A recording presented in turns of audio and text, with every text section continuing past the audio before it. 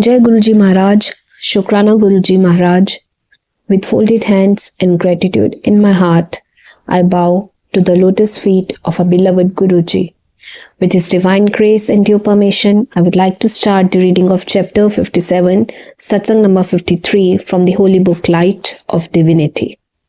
Seeing with the eyes of faith, my obeisance to the lotus feet of Sri Guruji. I wish to express my deep reverence and gratitude to Guruji for all the wonders that he has wrought in our lives. We are truly blessed, for we have been taken into Guruji's fold. He is God incarnate, an embodiment of Lord Shiva, and at the same time an extremely human, approachable, understanding supreme power who guides you to the right path, urging you to rise above ritualism and orthodoxy. He has given a different meaning to our lives, our interpretation of religion, faith. Everything has been simplified beyond measure. Blessed was the day when we first came into Guruji's Sharan. The first time my father had been to him, he had asked for us. He knew where my husband was posted and that our daughter Aditi had a problem, the rubella syndrome. This was in April of 1995. I was delighted. I had contracted German measles in my first trimester. Consequently, Aditi was born with multiple problems that resulted in visual impairment because of congenital cataract, microphthalmos, microcornea, nystagmus, and glaucoma. During her first 2 years, she underwent 5 eye surgeries, 3 for removal of the cataract, 2 because of glaucoma. In spite of all these interventions, her gross vision improved only slightly. All the time, the doctors at AIMS painted a very bleak picture. Since her retina had been damaged, they felt there was little hope she would regain vision to a large extent. Besides her gross visual anomalies, her PDA, a duct outside the heart, had not closed. That was corrected surgically in her 3rd year. All her developmental milestones had been delayed.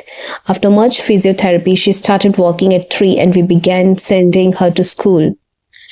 Psychological testing had shown her IQ to be between 70 and 79. The psychologist concluded she had to be put under the care of special educators in a slow learners section. Things changed dramatically after we came under Guruji's protection. Aditi was then 12 years old and still at the special section of Sadhu Vaswani school. After receiving Guruji's Adesh, his word or command, through my father, we promptly went to the mandir at Greater Kailash, New Delhi. It was a novel experience. We had never seen such a flashy, flamboyant Guru. Guruji kept asking us to come back on specific days. On our 5th visit, he asked Aditi to start doing Surya Namaskar early in the mornings and have a glass of milk mixed with peanuts and mishri that he had specially blessed. She was to follow the instructions for 51 days. On the 21st day, she said she could see better. We were ecstatic. You cannot imagine what joy and comfort this provided to our anguished souls. Soon, Guruji left for Chandigarh, where he remained for the next 3 years. Twice we went to ask him to do something more for our daughter. He told us that he would do so after he returned to Delhi. On the Baisakhi day in 1998, I was thrilled beyond measure. Guruji was on the phone. He asked us to come to the mandir at Sultanpur. Empire Estate is in this locality. In the evening, thereafter, I started urging him to do something more for Aditi. He did in his own fashion. Guruji first came to our home in June 1998. The very next morning, we were excited no end. Aditi could overnight read fine newspaper print. She could read her class 10 textbooks with their abominable small print, which only a week ago she could not. If this is not divine intervention, what is? This miracle could have been wrought only by God himself. Since then, there has been no turning back. All of Aditi's biological parameters have picked up. She cleared her classes 10 and 12 in the first division and also in her first year of BA in social work. She is now continuing her graduate studies. We could not have imagined 13 years ago that she would achieve all this. With Guruji's divine blessings, Aditi has come a long way. Not only has her vision, both distant and close, picked up, but her learning power has also increased tremendously. There is frequent improvement in her vision. At an eye test last year in 2007, we found she could read one more line in the eye testing chart. Aditi is now a confident youngster with supreme faith in Guruji. All this has meant a lot to us. From constant worry, anguish, and brooding about her future, I have shed all my fears and am convinced that he will take care of her. I am now more at peace with the world and have stopped asking, why me? Why with my first child? Guruji has not only changed our lives, but also given us the courage and strength to face problems more bravely. Faith in him has led us to trust that he is looking after our affairs and that nothing can go wrong. Cheating death thrice. Guruji's blessings have extended to the rest of the family also. He has saved my husband's life thrice from fatal mishaps. Once in a head-on collision with an Ashok Leyland truck, which left his taxi so battered that those who saw it presumed that the passengers inside must have been killed. Moments before that accident, he had dozed off, yet came out unscathed with only a chipped tooth and a couple of stitches near his eyebrow and upper chin. Interestingly, he had offered Jal an elaborate puja at a Shiva mandir in Warangal before starting on his tour, something which he normally does not do, especially on official tours.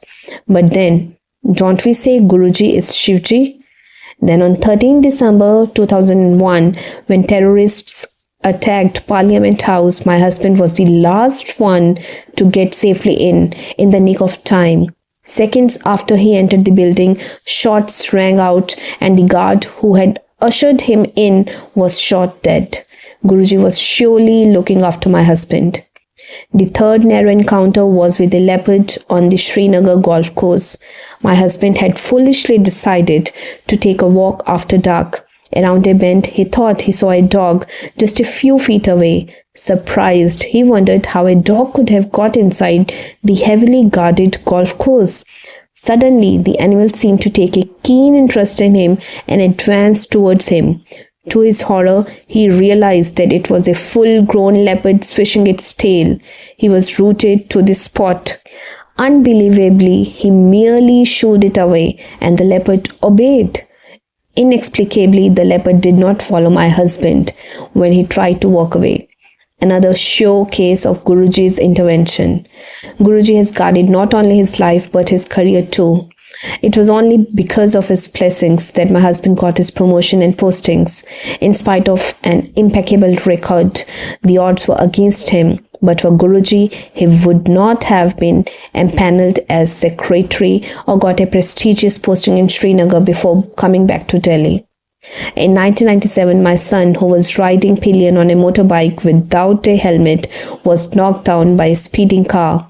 Anything could have happened, from a whiplash injury to the paralytic fate of Christopher Reeves or worse.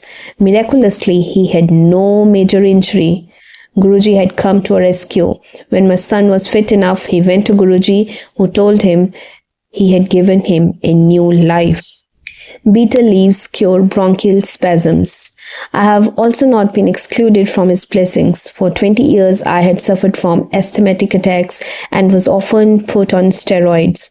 I was always asking Guruji to bless my children, but never mentioned my problem. 3 years ago, I suddenly realized that the acute bronchial spasms had disappeared. Guruji told me that he had taken me off steroids, which is true because I have not needed them ever since. Also, for 3 consecutive summers, I would get low-grade fever, which persisted for 6 months and left me drained. The blood tests showed a high count indicative of either cancer or TB. Doctors suggested all kinds of tests. My husband mentioned the health problem to Guruji, who asked me to put bitter leaves that he had placed on my head every night and sleep. Within days, my fever disappeared, never to recur. Dream darshans. I can go on endlessly about Guruji's blessings on the family. He has cured both my parents of cancer. My father had gone to him in 1995 after his cancer surgery. In this case, cancer has not recurred, while there have been several unfortunate cases in the family. My mother did not require chemotherapy after her surgery, during which she recalls she felt Guruji holding her hand throughout. During the darshan, Guruji had even given her a pink and gold sari to wear. Guruji has often given us darshan through our dreams. Once my son Ashutosh dreamt that when we were visiting him, Guruji had asked us to come along to Bade Mandir.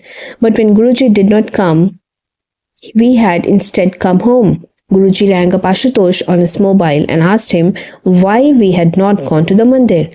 Then he told him that he would show him something. What followed were divine darshans. He saw a huge figure in a lawn moving away from him. Wondering who it was, he saw the jata, matted locks, and trishul, trident of Shivji. The figure turned towards him. Shivji transformed into Hanumanji and then Ganeshji. Our son is truly blessed. I cannot express my deep gratitude and indebtedness for what Guruji has done for us. He took on from the point where the medical world had proved that there was nothing more that they could have done for Aditi. That her vision became better thereafter cannot be interpreted as anything less than his divine intervention. Words cannot express the greatness of Guruji. He has transformed our lives, empowered and rejuvenated us with his faith, made us more tolerant of people around us, taught us to accept circumstances, and given us courage and strength to face life. He gives in abundance and asks for little in return, only complete, unquestioning faith. Our lives have acquired a different meaning. He has given us lots of hope and the grit and capacity to move on. He's helped us evolve into better human beings. I truly believe he is the living incarnation of the supreme power. Call him what you will, Shivji, Krishnaji or Guru Nanakji, all rolled into one. All these miracles in our lives could only have been the work of the ultimate divine power. I beg to be allowed to remain in his Sharan forever. Blessed are those devotees who selflessly serve him. In his family, all those who come under his umbrella are treated alike. He teaches you true humility by sharing your experiences, your joys and sorrows, just as a family would do. A true microcosm within the macrocosm. There is so much of Guruji that is still left unsaid.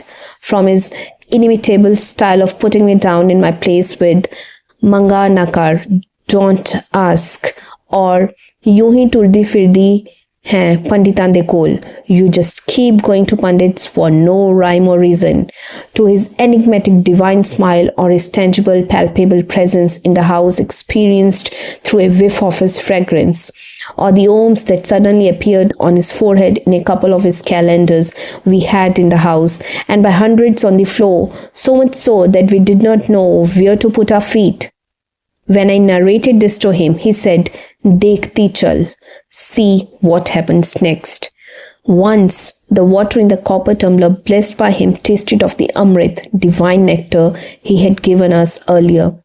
The best thing about Guruji is that he is so approachable.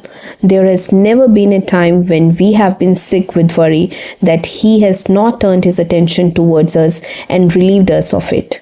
It makes me conclude that there is no need to even voice one's apprehensions. May we be allowed to remain in his care forever. Satsang of Lalit Mathur. With this, first and foremost, I would like to seek forgiveness from a beloved Guruji for any mistake in the narration of this divine satsang. I would also like to seek forgiveness from each and every one of you for the same, and would like to invite you to the reading of next beautiful divine satsang from the holy book Light of Divinity. Thank you, Guruji. Thank you each and every one of you.